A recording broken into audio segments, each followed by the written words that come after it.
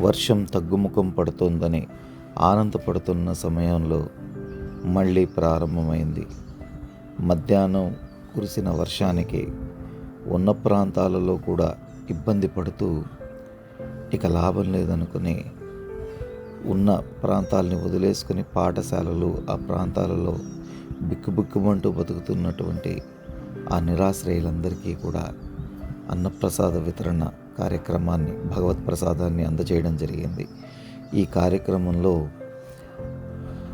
Rural SI గారు తిరుపతి గారు, VAO Radhakrishna గారు, తమ్ముడు కిషోర్, సర్దార్, ముజీబ్, పాషా అందరూ కూడా పాల్గొంటూ భగవంతుని సేవా కార్యక్రమంలో అందరూ కూడా భాగస్వాములు అవడం జరిగింది.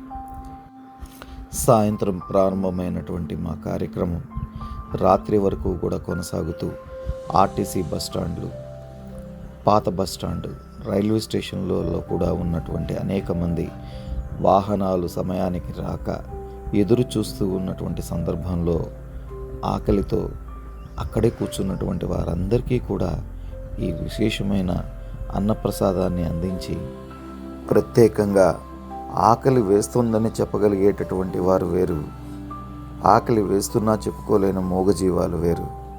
వాటికి కూడా చక్కగా కడుపు నింపి కార్యక్రమాన్ని అందరికీ కూడా ఆహారం అందేలాగా ప్రయత్నం జరిగింది. ఈ కార్యక్రమంలో నాకు సహకరించిన వధాన్యులందరికీ కూడా మనసా వాచా కర్మణ హృదయపూర్వక ధన్యవాదాలు. హరి ఓం తత్సత్. శుభం భవతు.